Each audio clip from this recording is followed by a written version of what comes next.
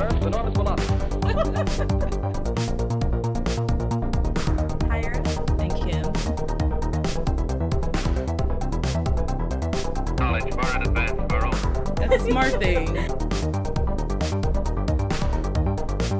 Contact is established. We now transmit you direct.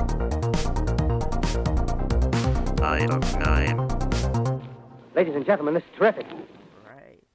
But yeah, like I said, I'm going to try this seltzer water for the first... Well, seltzer water. Do I look like someone who would drink seltzer water? But, You look like someone who needs to drink some regular water. I know, I definitely do. I do have that sunken in, help me, I'm dying look going on. But it's okay. I have this Corona to bring me back to life. You said that. Help me. I'm dying. Look. Please assist. You are this. You have that. I am dehydrated.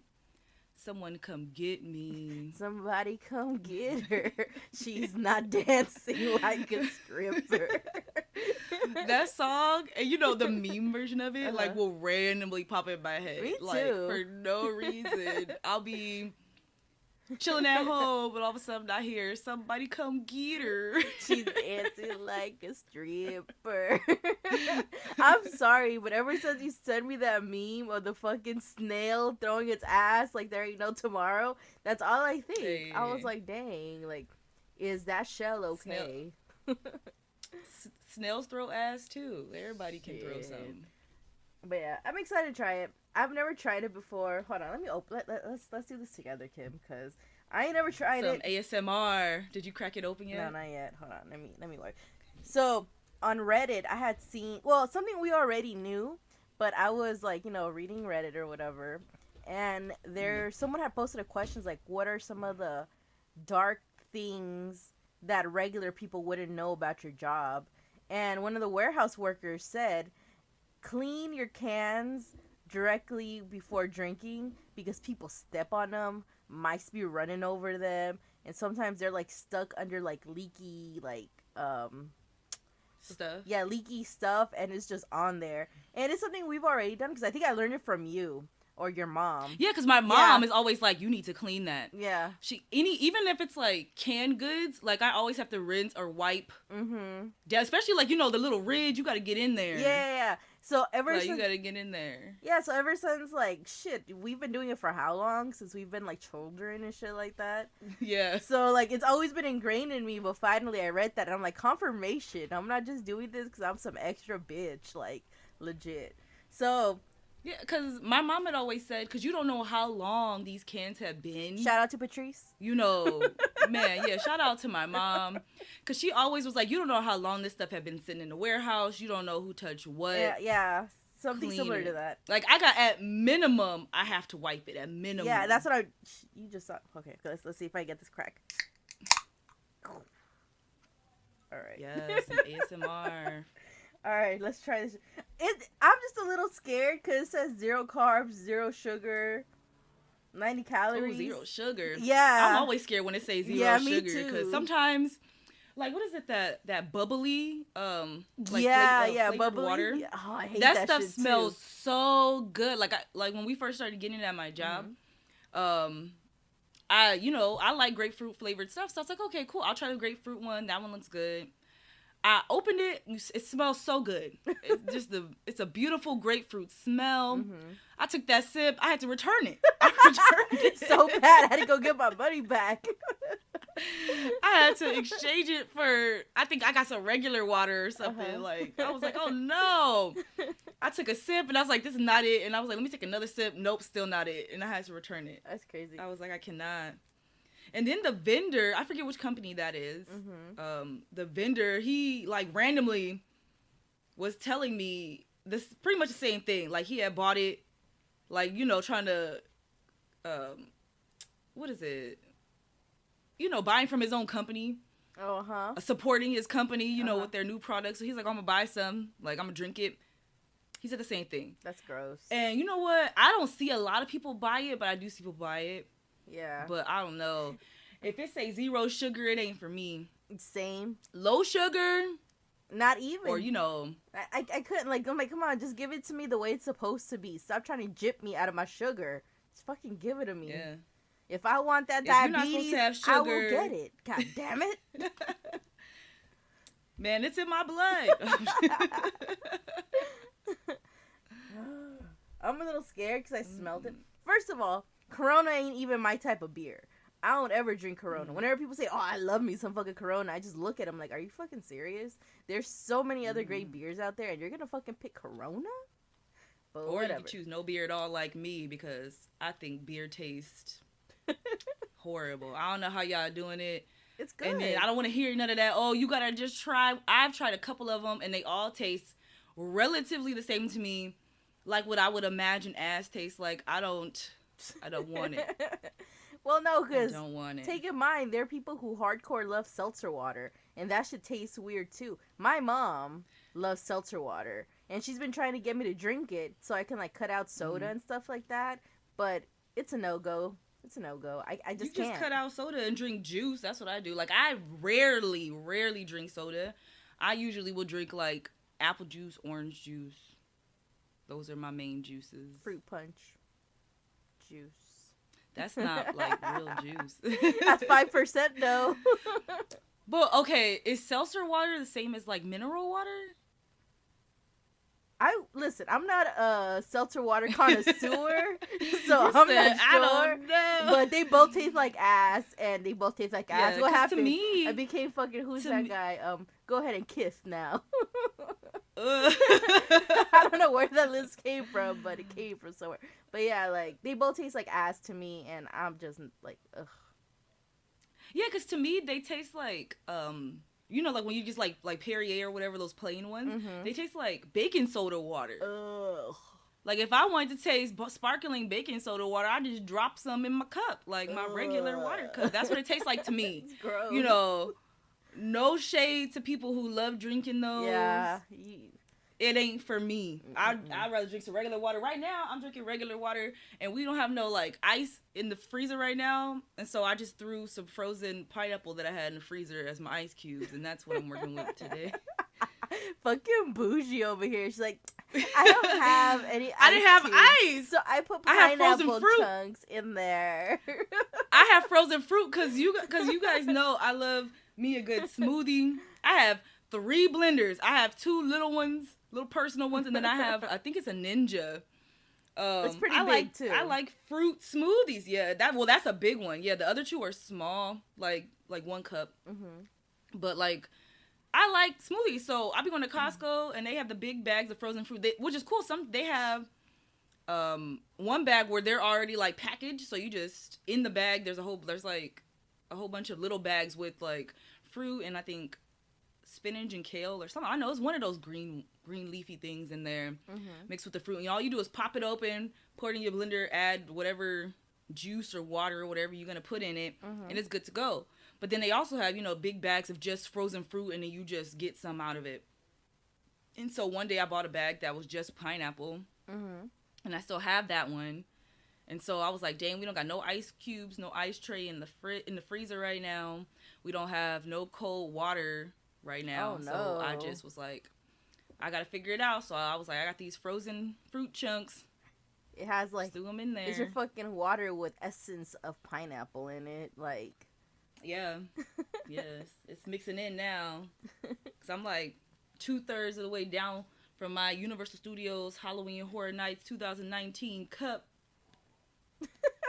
Which is it's a decent sized cup. It's a decent sized cup. I'm drinking of water right now. oh man. Hold on, let me try this. Speaking of Universal Studios, my heart is all the way broken. I know, when I read that, I thought of Because- you too. The Rona has canceled Halloween Horror Nights.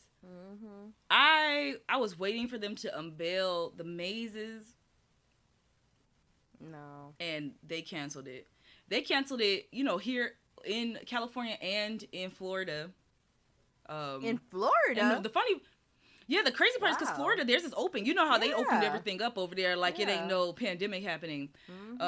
They also said that they're not doing it in Florida either. They're only gonna have just their regular, which I don't know how that works, but okay, their regular, just daytime activities, no night stuff. I feel bad for the employees because I'm like, there's probably a lot of employees who be about that overtime. Yeah, definitely. And they ain't getting it this that's year. going for the year. Yeah. Ugh. Let me try this shit because I smelt it. It does not smell like my favorite. Yeah, it looked like it smelled like beer. That's what your face looks like. First of all, I don't even mind the smell of beer. It's just like it's seltzer water, seltzer beer. I feel some type of way. There's 0% juice. All right, let's. You know what? I've realized there's a Is it Perrier or Perrier? Yeah. Seltzer Perrier. water, right? And seltzer drink or some shit like that, sparkling water, whatever the bitch is called. But it has like 10% juice in there, and I fucking love that one. That one is so good. I might have to try that. Like if it got real juice in there, that means there's natural sugars. You know, I could work with that. I can't work with zero sugar. Yeah, me neither. Can't work with that at all. Yeah, no, I saw it, and whenever I see seltzer water or sparkling water that has at least 5 to 10% juice, I'm always down to try because I know at least that one has a chance. All right. Okay. Let's go. Take that sip.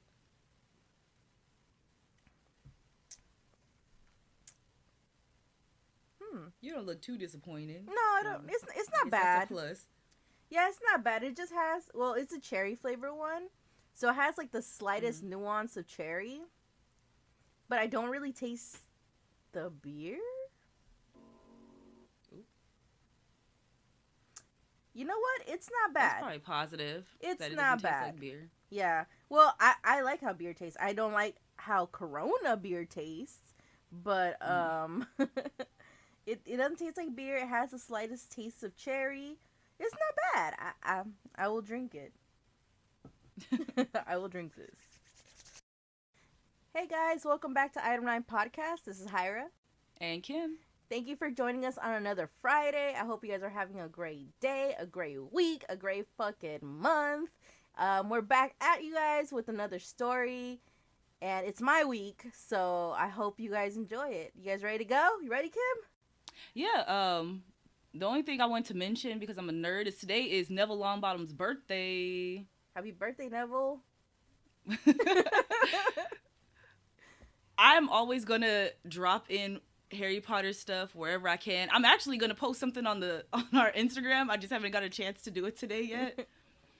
But it's happening. This will also give you guys an idea of when we recorded this episode, because I just we said don't put them up. I mean, I just said it's Friday, and now I'm like, they're gonna look, and they'll be like, I know when his birthday is. That shit was on a Thursday. You fucking lie. Yeah, we 9 times out of 10 and a half, we record on Fridays. Yeah. But today, because we lost our gap of time that we usually have between episodes, we're trying to make it up by recording an extra one so that we have extra episodes in between. Yeah. If that makes sense to you guys. So we are recording on a Thursday. Today is Neville Longbottom's birthday. I wish I had some cake, but all I have is biscuits. You know what? I feel like I have to redo my intro now because I just said Friday and it's Thursday. Well, happy Thursday, you guys. And the intro still the same. Happy Friday. I'm just so used to saying fucking Friday. It's so weird having to record today. But anyway. Yeah. Happy Thursday, y'all. We'll figure it out. All right. You ready for this? Well, I think today's also supposed to be National Friendship Day or something. Oh, I did see something about that. Oh, happy National Friendship, Kim. Yeah. You've been so loud. I should upload an embarrassing photo of you from middle school or high school. Don't do that. Don't do that to me. Don't do that to me. Show you how long this friendship. Oh my put some god. from the archives in there. Maybe I'll find a picture from my Nintendo DSi when I used to take pictures with that thing. Extra pixelated. Use that one because you won't be able to recognize me. Oh yeah, it's not the best quality at all. At all. How's your week been so far? It's been cool because I was on vacation the week before, and then I've been back at work. Mm-hmm. Work's been the same. That's good. Nothing interesting has happened. No crazy hobo stories or irritating coworkers and a thing.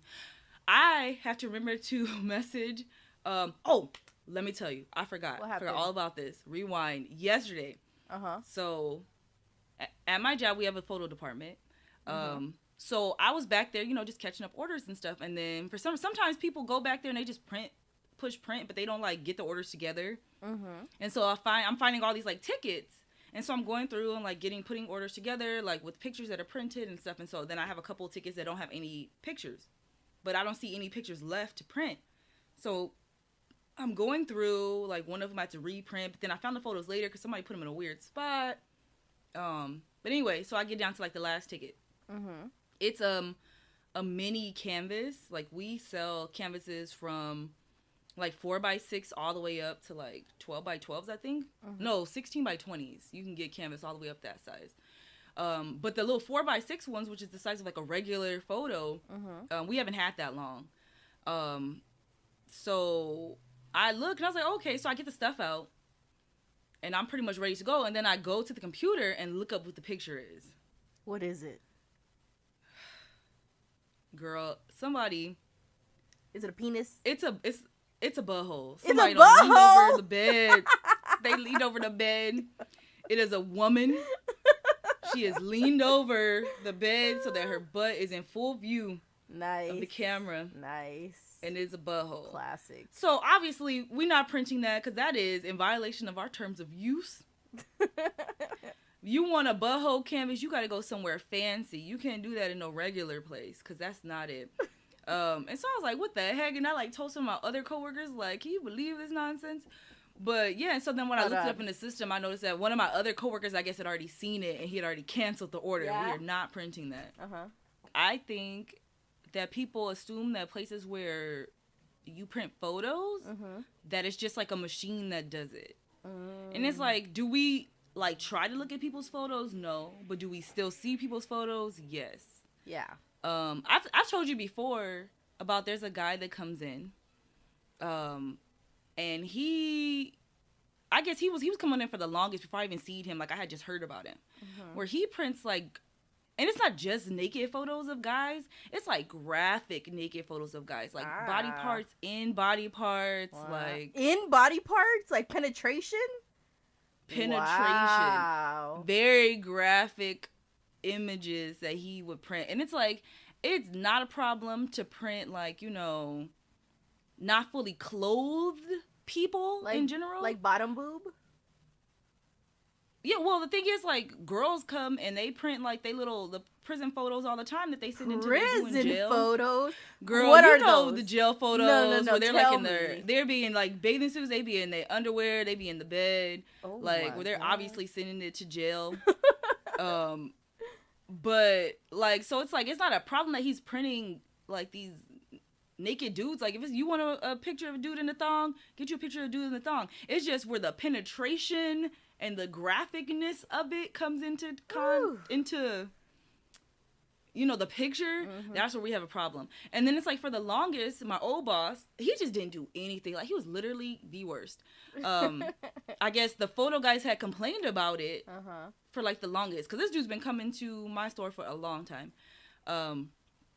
But he just pretty much was like, oh, well, like, if it's not like doing anything to children or something, there's nothing you could do.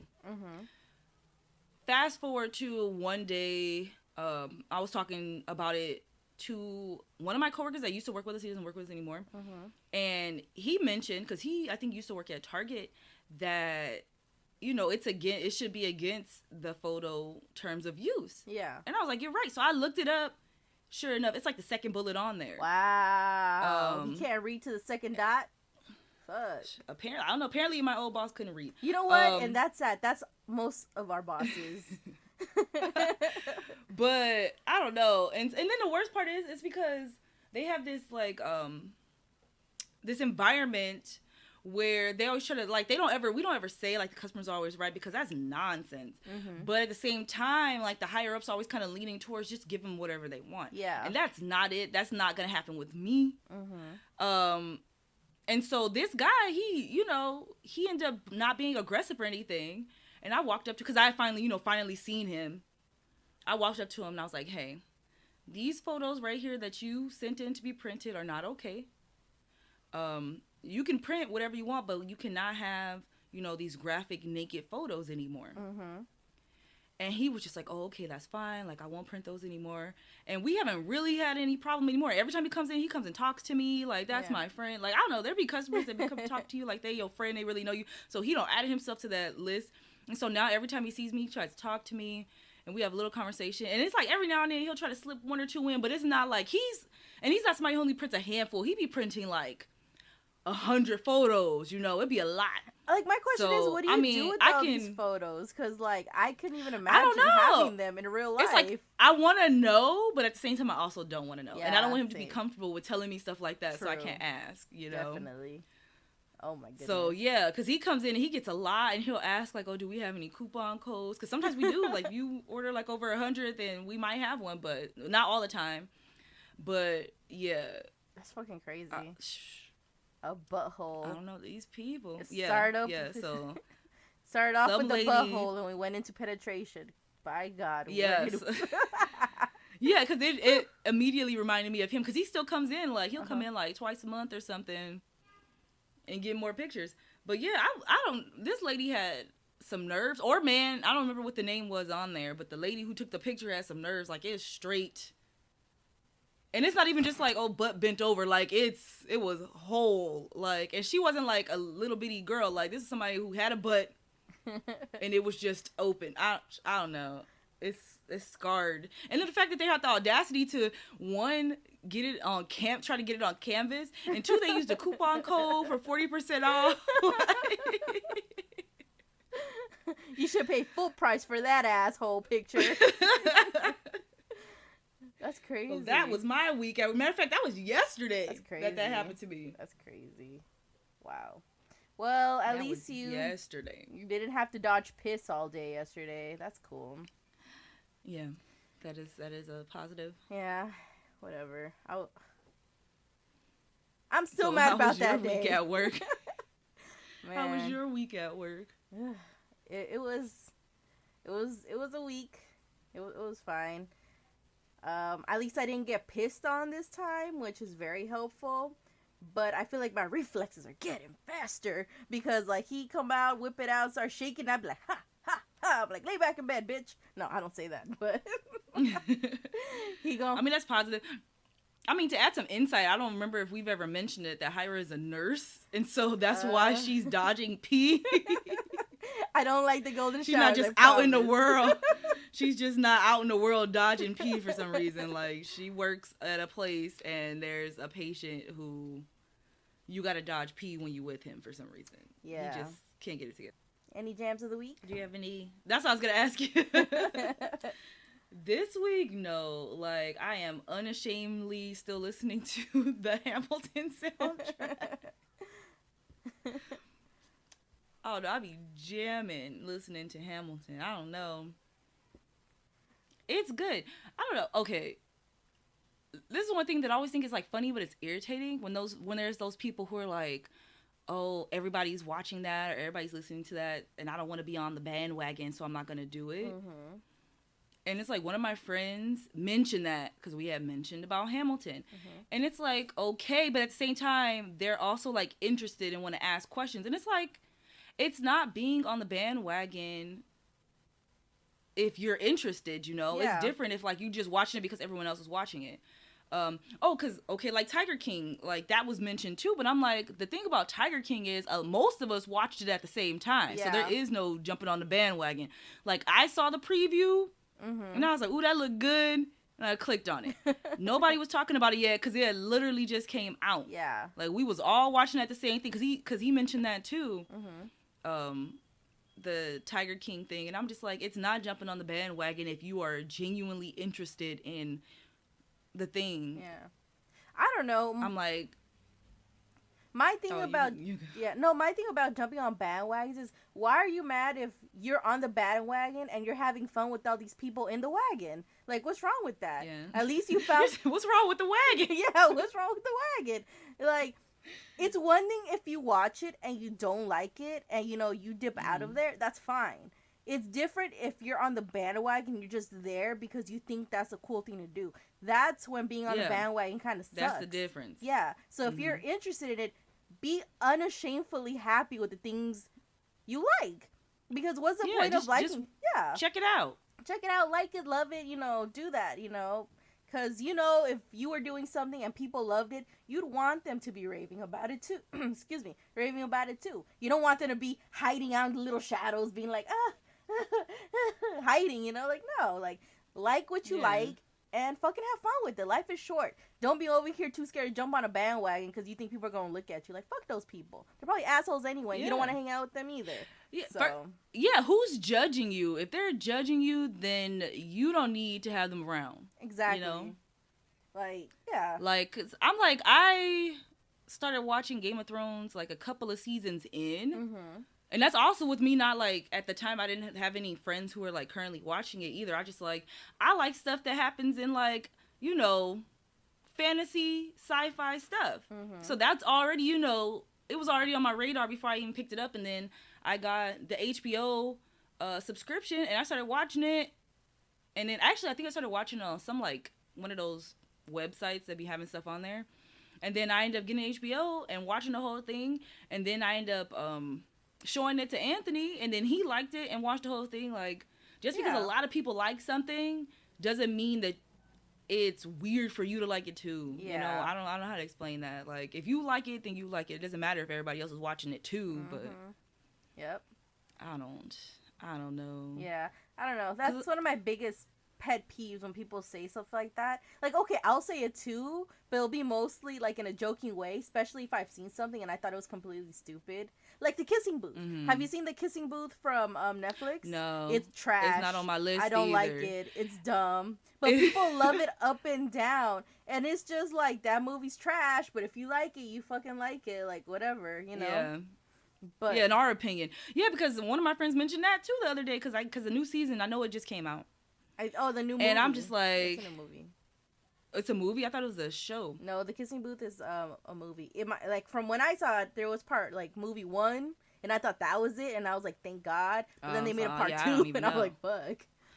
Yeah, I don't even know, but yeah, it's not in my. I don't even know how to explain it. Because it's I can get down with a romantic comedy or whatever. Oh, me too. I love me some rom-coms.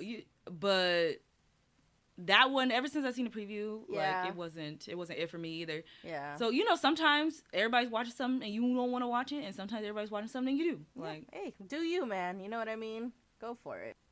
But did you have any gems of the week this week? This week, not really. On my way home, I haven't really been listening to anything. My phone's been tripping and stuff like that. And then I've been on the phone with Carlos just talking about how hungry I am and what I want to eat when I get home. So, not really. How hungry you are. Yeah, but, not really. Oh, side note. Tell me why I decided to listen to whatever episode fucking the jam of the week for me was Tricky, and I fucking sang the lyrics completely wrong. Oh, yeah. What episode is that? Because I also re-listened to that episode this week. And I was like, I sang it wrong. But the thing is, I couldn't even remember the song name. I couldn't remember it. I couldn't even remember the song. I was like, wait, hold on. How did it go? You had to sing it to get the name of the song. I'm like, it's hard. I'm like, no, it's fucking Tricky. But yeah, I listened to it and I was like, wow, Hyra, good job. But you know what? That's my life.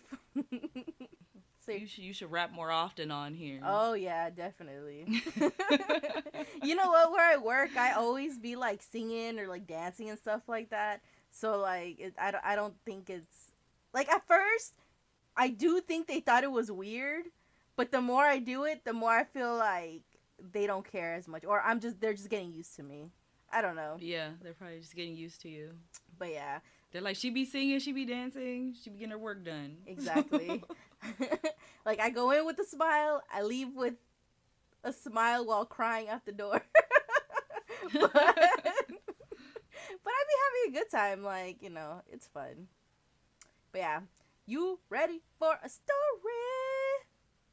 Yes, let's go. All right. So, I don't know if I told you guys, but I know I mentioned to Kim that I've seen The Exorcist, remember? Mm-hmm. I rewatched Yep. The Exorcist.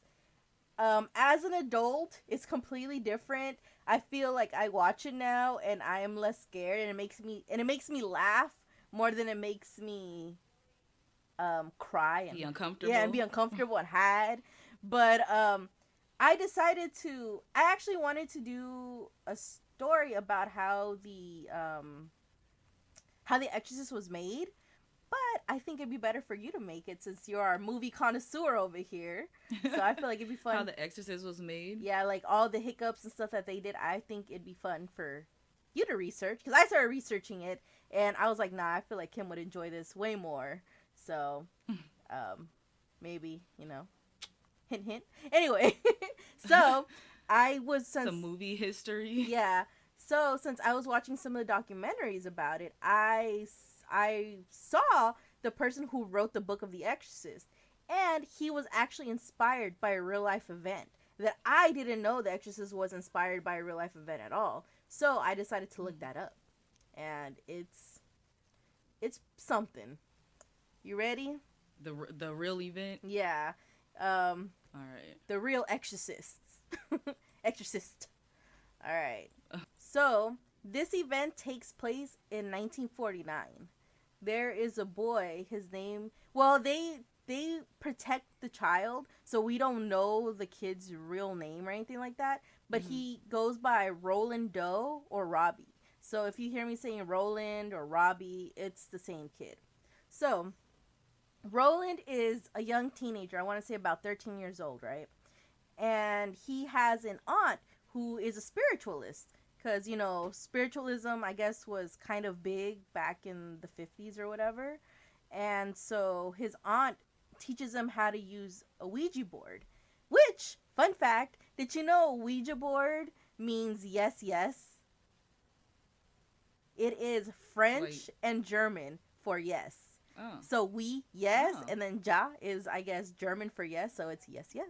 It's the yes, yes board. Oh, Yeah. okay. That makes sense. Yeah, I didn't know that, but I learned that today. So, Man, that's going to be a no-no for me. Whenever... I'm not going to... Uh-huh. I said I don't have any aspirations to ever even touch one of those. I might. It depends. It depends on how ballsy I get. But... I will not be with you when you do it. But yeah, no. I decided that I'm going to be using Ouija when I get excited because it means yes, yes. So I was like, do you want that Ouija? So anyway, so I don't know. It was funny because someone was all like, yeah, his aunt taught him how to use the talking board so she could chit chat with the devil. And I was like, are you fucking kidding me? You think she was just up here like, let me conjure the spirit of the devil right now? It's like, come on, dude. And you know what? I always think it's funny. I always think it's funny when guys are talking about women and women who use the Ouija boards. Like, she has to be a witch. She had to be talking to Satan. I'm like, you guys fucking relax. Like, chill the fuck out. Anyway, so, she was supposedly conversing with the devil or whatever. And just because they're old friends, they just chilling. catching up. Exactly. He's like, hey, how's it been down there? So has the weather changed? Like, have the coals gone any hotter since my last visit? So the flames died down ever so slightly. So him and his aunt are really close. So she's the one who teaches him how to use the Ouija board. And all of a sudden, on January 15th, 1949, the family starts hearing, like, dripping sounds. And they check all the faucets, they check, the bathrooms, the kitchen, everything. There's nothing leaking, but they can still hear fucking dripping. So they're like, what the fuck? Let's forward to January 26th. All of a sudden, they found out that his aunt, I think her name was, like, Maggie or something like that, or Margaret or some shit like that. They find out that she died. And her death was an unexpected death. It's not something that, she was like, oh, we were waiting on her to go. You know what I mean? It was one of those things where it was just unexpected. She wasn't old. She wasn't sick. Nothing. So it was really hard for Robbie to deal with that because he's an only child. there were no children around, I guess, where he lived. So really, the only kind of playmates he had were like his parents and his aunt, who was, there, having fun with him, talking to Satan and shit like that. So, they take it pretty hard, and all of a sudden they start hearing like thumps, like in the household, and they check it out, and there's nothing, and then they're all like, you know what? It might be some rats, because they're also hearing some scratching. So they decide to call an exterminator, and when the exterminator comes in, nothing. Like, it's all good. There's no mice. They don't know where the thumping's coming from. So, they're starting to get a little freaked out. But, at the moment, it's just like small poltergeisty stuff happening. Like, vases start moving, chairs start moving, and it's not really violent or anything like that. So the family starts thinking like, oh, well, maybe it's our aunt / the kid's mom's sister trying to connect with them. So, at first they're like, okay, maybe it's just Aunt Maggie over here trying to say hi. She's still here from the other side because, she's a spiritualist. So all of a sudden they start thinking maybe it's not Aunt Maggie because they start seeing religious pictures like thumping and moving by itself. And all of a sudden this energy starts manifesting from just being like little things moving to now targeting the little boy, starting to target Robbie. And one night the kid is getting ready to go to bed, and his bed just starts shaking, like coming up and shit like that. And the mom comes in, and she just sees him on the bed just moving, and it's like there's a mini earthquake just on the bed. So she jumps on there to try to see what's going on, and that's when they're like, holy crap, maybe there's something a little more going on. So they take the kid to doctors and stuff like that, because they're like, well, let's see, maybe doctors know what's going on. So they go, they see doctors, they see mental health specialists, and no one can figure out what's wrong. They pretty much just think, well, you know what? He's a teenage boy. He's high strung. He's probably just crying out for attention. He's playing pranks and stuff like that. But, the mom's all like, okay, I would understand if he was just doing like little pranks here and there. But how are vases moving by themselves? Are you telling me he's doing that? Because he's not even near them. What about the bed? Yeah. The bed is thumping. How is my 13-year-old kid grabbing the bed and thumping it up and down? And they're just like, I don't know, man. So the parents decide to be like, you know what? Let's just ask Aunt Maggie. So they get a Ouija board, right? And they go and they try to contact her. And they start getting answers and stuff like that. But at the same time as they're starting to get answers, the little Robbie starts getting cuts on his body. And one of the cuts, so on February 26th, he gets a really big cut on his chest that says Lewis. It says Lewis on his chest. And like a name? Yeah, like Lewis on there. And so, they go and they're like, hey, what the fuck does Lewis mean? And it doesn't go well. This kid just keeps getting fucking scratches on him and stuff like that. So I guess the mom, these people, they're evangelic Lutherans. So they call their priest to be like, hey, can you come and can my son spend the night, and can you just pretty much observe him? So the priest takes Robbie, and he's chilling at his house. All of a sudden, this fucking priest starts seeing the bed fucking move. Fucking poltergeist activity happen, and he looks at him and he's like, you know what? I think y'all need to go find yourselves a Catholic priest and have him handle this. Yeah. He said, this is past the classes that I took. He's like, I know they take the classes over there. Please go seek help from over there. Yeah. So he said, I cannot do that. Yeah. So I don't know. I guess the mom kind of took Louis as St. Louis, because the mom is from St. Louis. I think that's Missouri, right? St. Louis, Missouri? Yeah. So I think so. Yeah. So they decide to grab their stuff and go to St. Louis. And while they're in St. Louis, they actually end up meeting one of the priests. His name is Father William. What's his last name? I put B on there, and I'm like, look it up. Let me see. You couldn't write his name down? Well, I think I was watching like the documentary about it, and they like showed it so quickly that it just kind of like, You're like, oh, I gotta go back and look that up. Yeah, which I actually have all my stuff open. So, oh yeah, Father William S. Bowdrin. Yeah, that's him. So the family actually goes to see him, and like many people of sane mind, they don't automatically just be like, oh yeah, this bitch is possessed. You know what I mean?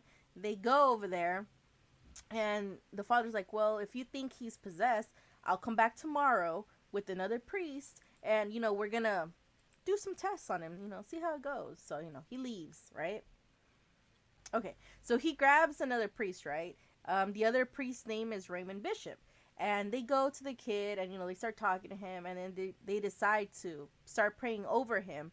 And, man, this shit get real. During this incident, while they were praying over him, all of a sudden, he got another cut on his chest. And the way I pictured it in my head is like it says Lewis up on top. And then below it, it says the other word. And all of a sudden, it starts spelling out hell.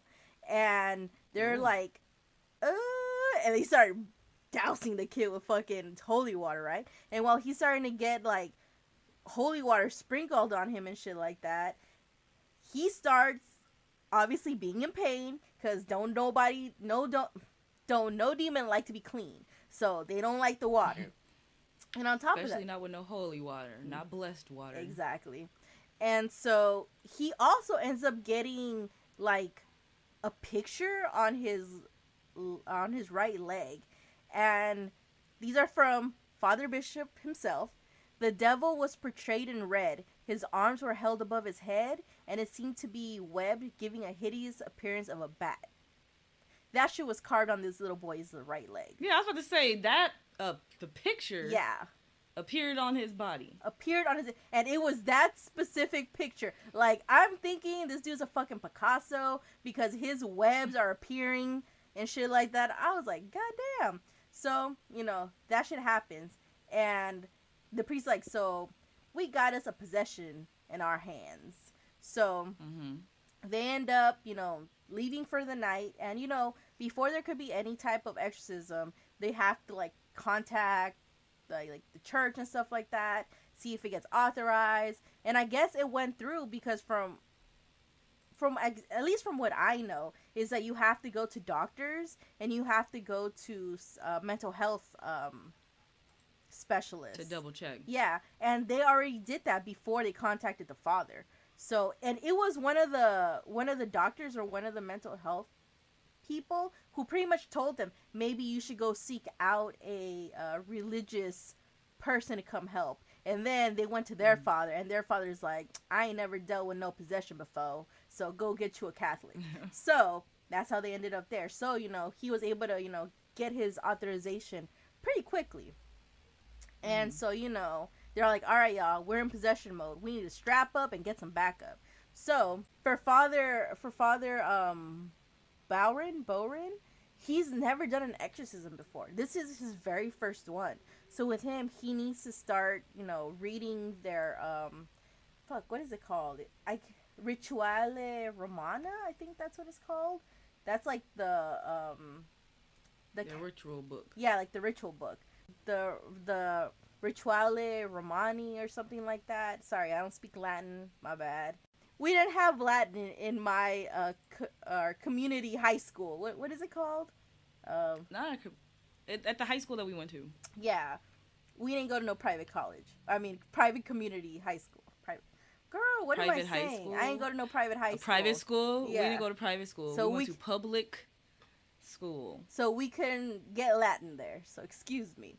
So anyway. Yeah, no Latin. So they decide to, they're like, you know what, we need to strap up and get some backup. So they do, it's Father Bowrin, there's Father Bishop, and I want to say in this whole thing, like, there are like 10 priests that come to pretty much assist in the exorcism and be like witnesses, right?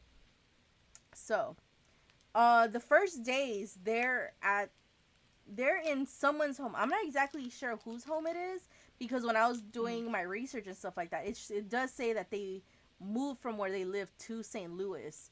and from there they're at a house. I don't know whose house they're at, but they're, oh no, the mother has relatives there, so they're in one of the relatives' household.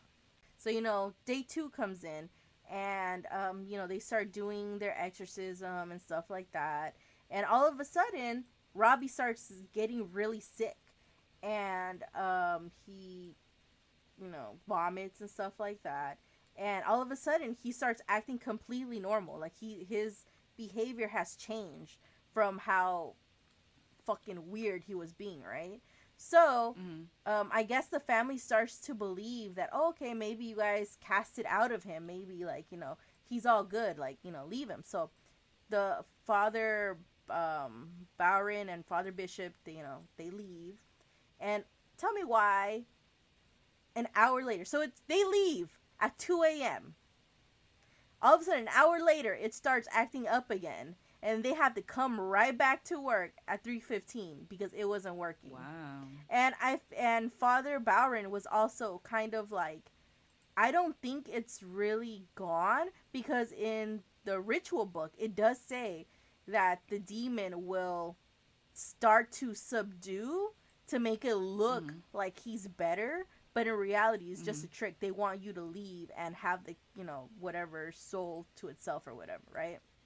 Yeah, so like to just believe like you cured it or whatever. Yeah, exactly. So they come back at 3:15 a.m. and they keep grinding, keep trying to get the shit out of this poor kid, right?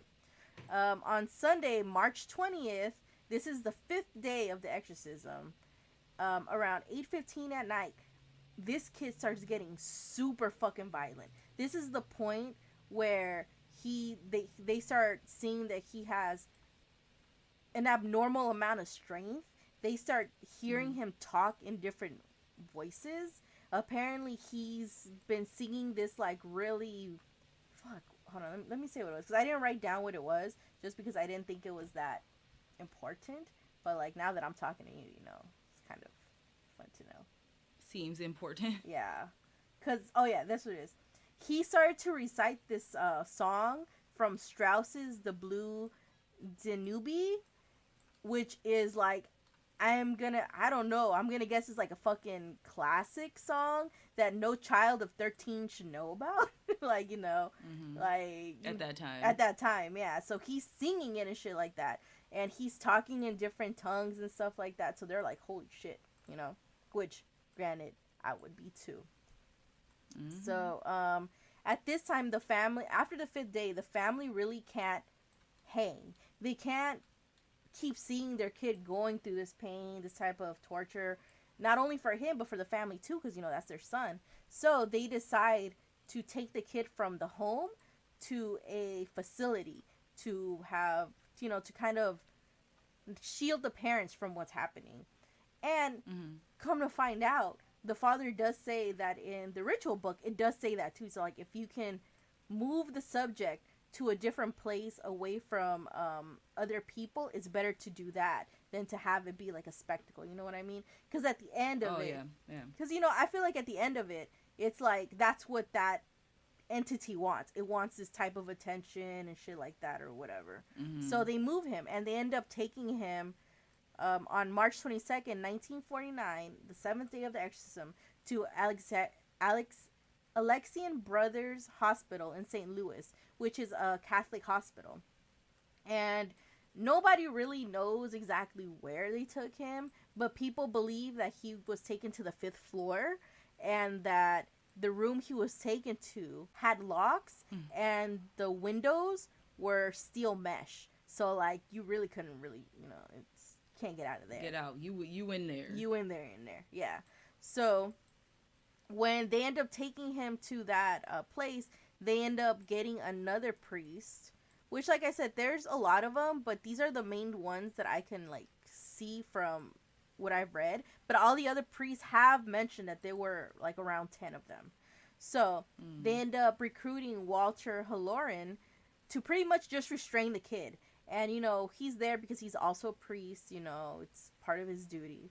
So he's there, and he's pretty much just there to restrain him. And for him, the first thing that happens to him that makes him realize that this is some real demon shit going on is that there's a little vial of holy water, and it's on the bedside of the kid, right? And he says that in like between the times where they're like exercising him and the priests come out to go rest and stuff like that, he goes in the room and he just starts talking to the kid like, hey, how are you doing, Robbie? Like, talk to me, Just regular. Yeah, right, to make the kid, feel normal.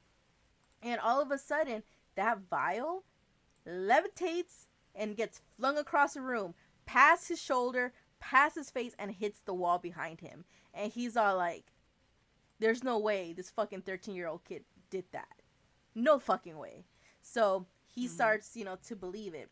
And on another day, this kid ends up breaking his nose too. There's at some point, the kid's all like, you're hurting me. So, Father Halloran, Halloran, I'm sorry if I'm butchering his name, my bad. Anyway, Halloran, like in The Shining. Yeah, Halloran. And so he loosens his grip on him a little bit, and all of a sudden, just bam, smacks him right in the nose and breaks it. So that happened to him. Yeah.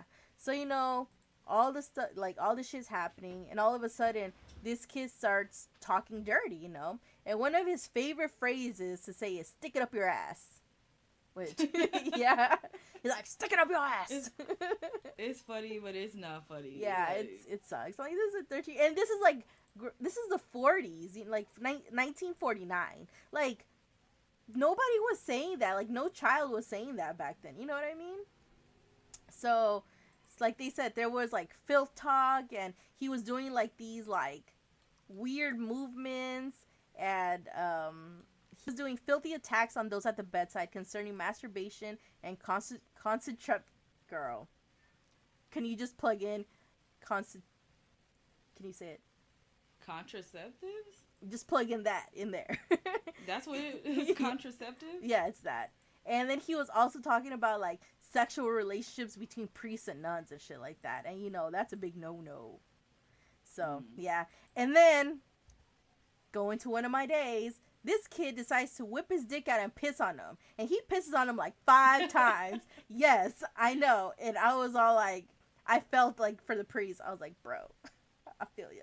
Anyway, so all this weird shit just starts happening, right? And then on March 34th, anyway, the 16th... That is not a real day. That is not. I don't know why I put that there. Anyway, on the 16th day of The Exorcist, this entity starts communicating to them on paper. And he just starts, putting, like, drawing images and stuff like that. Like, I think even before this, like, while he was at home, I had read somewhere that he would get the bed sheets and he would start drawing on them. And there are drawings of what he would put on there. Like, he would put devil and stuff like that. And, like, just these weird little figures that he would draw on there. Maybe we should put it on the... anything can be a canvas if you try hard enough. Exactly. And it was even up to a point where, like, the priests are like, you know what? Just put fucking wrapping paper or some butcher paper on there and have him, just doodle on that. So, but yeah. So he ends up deciding that he wants to communicate on paper. He starts, like, doing notes and all these weird fucking images and shit like that. And then he starts... He talks to Father Boward, the one who, the main exorcist, and he pretty much just tells him, I am the devil, in 10 days I will give a sign. And, why he need 10 days? I have no idea. I don't know. But, shit, I don't know. That's a good question. Maybe he was in a new spot, so he needed to, like, recharge his energy or something. I'm not sure. But the father doesn't really engage in talking with the entity because, like, one of their thing is, like, we don't engage with speaking with Satan or anything like that. So, they're pretty much just like, well, we got to figure this out before day 10 because I don't want to know what that sign is. So they're like, you know what? What about we go get him baptized, and make him fully Catholic, right?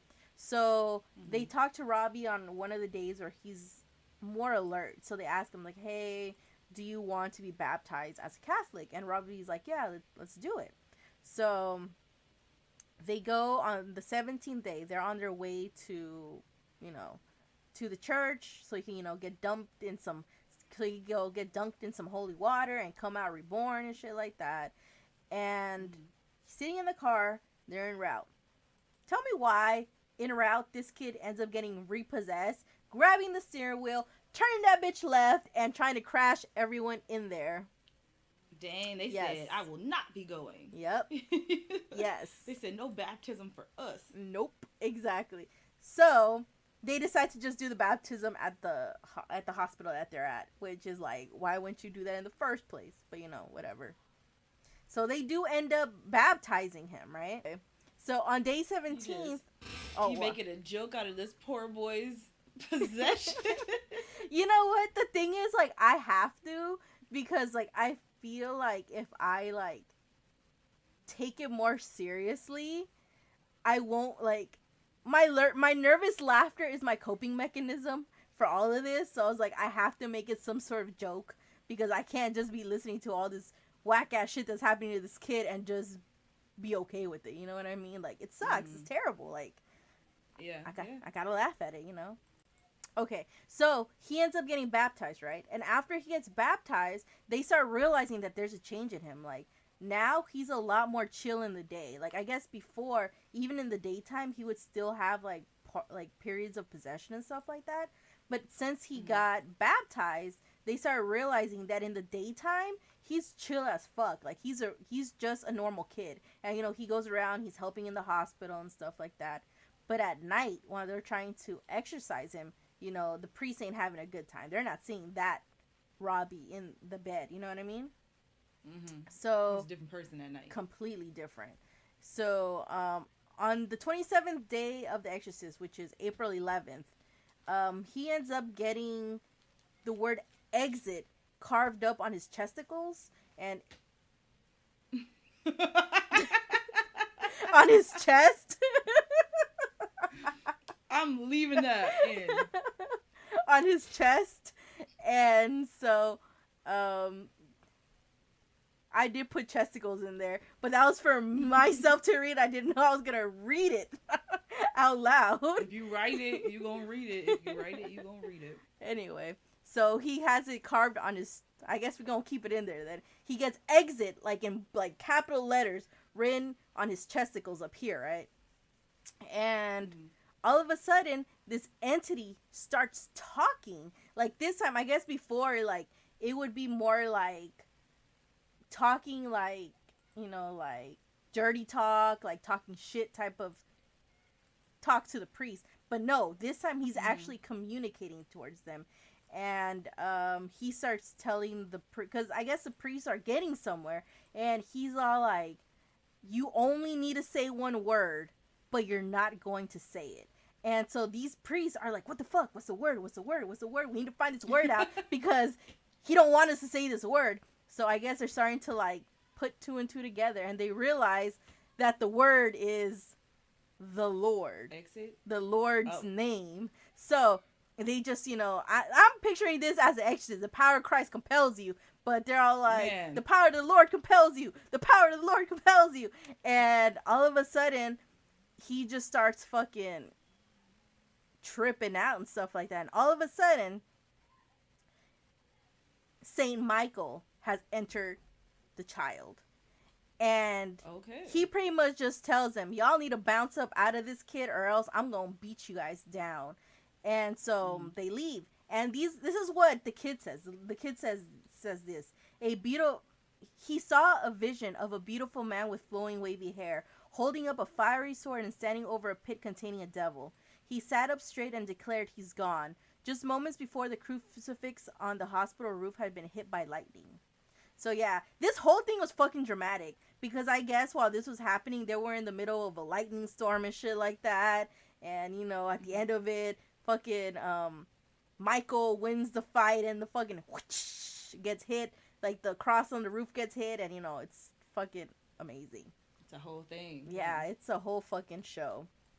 And so finally, the kid is free and he takes communion the next day. Because, obviously you just went through some shit. You're going to bed right after this. So the next day, he's free. He takes communion, and literally as soon as he finishes taking communion, they just hear this big boom, just big ass boom, just in the hospital, but nothing moves. It's just like this fucking. It's funny. Do you remember Paranormal Activity 1? The part where I don't know. There's a part where you just hear like a whole bunch of thumps, and all of a sudden you hear like it's a demon. And for me, I always just picture the demon falling down the stairs, and he screams like, "Oh shit!" He's like, yeah. So this is what I picture it like the demon has fallen, like been brought down to hell. So there's that big boom. I've never right? thought about that, but yeah, I could see, like, okay, he fell. Yeah. Like, obviously, I would scream, too. Like, I'd be pissed. Anyway. So, so yeah, they hear that big boom. Like, it's so loud that it's even heard outside of the hospital. Like, people are like, what the fuck was that big-ass sound? And it was no earthquake, nothing. And at the same moment they hear that big boom, the lights in the hospital turn off. Like, okay. psh, psh, like it was fucking dramatic. So Robbie ends up getting saved. You know, he's fine. He doesn't remember much about what happens, but I do know that there's probably a chunk of his life that he doesn't remember. And I'm sure the times he was aware, he does remember being in the hospital or whatever. But this guy, he actually does pretty well for himself. Like, he ends up going to college, graduating. He becomes a rocket scientist for NASA. And oh, wow. yeah. And, you know, he's out there. It's been a weird little story to tell around the water cooler. Like, yeah, when I was a kid, I was possessed. You know what? That makes me feel bad that I'm not smart enough to be around that water cooler, because I want to hear the story. That's crazy. But yeah. But then we're also too young, so even if you had become a rocket scientist, you wouldn't have heard the story either. No, that's true. No, you're right. But yeah, they say even weeks after, like, Robbie was taken from that hospital, the hospital was never the same. They said after this shit happened, the hospital became super haunted. They started saying, they started saying that just weird shit would happen on the 5th floor of that hospital. That's why people think that think it was a 5th floor. Yeah, okay. They said that they had to completely shut down the 5th floor because the activity in there was so bad. And eventually that place was demolished and became a lot. And there's a crack on the floor that's pretty much exactly like facing down where it happened. And people go in and try to fill in the crack, and just within a few weeks, the crack will just show back up. Like, they're like, yeah, you're not going to cover this shit up, you know? There's also a thing where they think one of the priests who witnessed all this actually was driven mad by what happened. And they say that he had to be put into a mental institution. And right before he died, he started choke holding a nurse and told her, "I'm going to kill you, fucking bitch." And that's not a talk you would hear from a priest, you know what I mean? Yeah. So, yeah, it sucked for him. And I think one of the things, spoiler alert if you haven't seen The Exorcist, remember how at the end of it, what's his name? Abraham had many sons. Many sons have Father Abraham, and I am one of them, and so are you. What's his name? I had just seen the movie, and I was just fucking, like, I even confused his name a few times. Oh, is it Father? Oh no, Marin Karras. It has to be Karras, because Marin is the one, Father Karras. So remember at the end of The Exorcist, Father Karras ends up getting possessed by the demon. He's like, "Enter me!" And then it enter him, and then he jumps out the, Then he jumps out the window. Yeah, he takes them for the team, right? So they think that maybe that's where the author got that inspo from this priest who ended up who got taken to a mental institution. They think that the demon exited Robbie and entered this other priest. Okay, that makes sense. That makes sense. Yep. And it's crazy because I guess I didn't know this, but whenever there's an exorcism being done, the father, the head exorcist has to catalog what happened in the day. So everything that's happening all of these days, he got exorcised for 27 days. So there's 27 days worth of logs of what happened. And at the end of this, the father writes it. He gets the other priests who are there to fucking proofread it and sign off that yes, this is accurate. This actually happened. And the only people who get copies of that is like, the Roman Catholic Church and their private, like, I guess whatever church did it, they get one too, but it's like in lock and key, you know what I mean? Like, ain't nobody gonna be looking at that shit. But remember how I told you that they destroyed that hospital that the kid was in? I guess one of the priests had actually been cataloging himself what happened, and he left that shit hidden in the hospital. So when the people went in there to destroy the building, they found a log of what happened to this kid while the exorcism was happening. And there's and there's a book out there now that talks about what's written. Well, it's pretty much what's written on those transcripts. So I am looking forward to reading that. And yeah, that's that about that. That's Robbie Doe. Okay, my question is, like, for some reason, I don't understand why, but they always have like these things happen to girls in horror movies most of the time. Now it's more even because it's like a thing about children. But if The Exorcist is loosely based off of his story, why'd they choose to have it be a little girl that's being possessed? They did say that the guy said that he didn't want to the author, because the author was the one who made it a girl. Because he actually spoke to one of the priests who witnessed this stuff happen, and pretty much the guy says, like, I don't want to, like, I can't really talk about what happened, but I would want you to respect this kid's privacy and try not to directly point out who it was. So for him, he decided to change the gender, so it would be harder for people to figure out who it was. I mean, there's a lot of different ways that he could have done that besides switching gender, but I guess. Yeah, that's true. But we also got to remember, I feel like there's a lot more sympathizers when it's a woman. Because, like, there's a lot of masculinity issues prevalent. So, like, no guy wants to be like, yeah, I got possessed by the devil, blah, blah, blah, Yeah. Because, that's going to make you seem weak. Which, granted, it does not, because, come on. You couldn't fight off those demon forces like everyone else? Exactly, like, come on. So, I guess they thought if it was a female, first of all, we're the weaker ones. And there would be more people feeling bad that it was a girl than a boy. Which, in my head, I'm like, it doesn't matter who it fucking happens to. That shit sucks, and I feel bad to whoever, So, I don't know. I don't know. Maybe that's what it was, but... Yeah, they did talk about that in the docu about the making of The Exorcist. So, shall we do these oracle cards? Let's do it. I think I'm gonna after we pull this one, I'm gonna put the cards back in, the ones I took out. Oh, okay. I still haven't found oracle cards, but then I also haven't been looking. But I think I'm just buy those moon ones. The moon ones. Let me see if I can find some. I wish there was a cool like alien deck. I'd be all about a cool alien deck. Same. But then at the same time, I think I only checked on Etsy. Yeah. So. Alright, so this week's card. Oh, this is cute. It says, "Wake up. It's your moment." Hey. This is positive.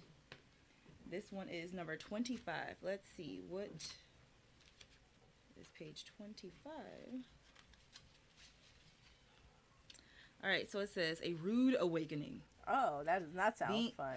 No, I was like, I thought this was so positive. It says a rude awakening. Being asked to deliver before you feel you are ready. Being present and fully engaged with what is happening around you. Make a contribution. Be assertive despite your gentle nature. Insisting on being able to tell your story. Making your moment count. Sharing with others who are ready to listen. Wow. So I guess it wasn't too bad. No. To me, it kind of sounds like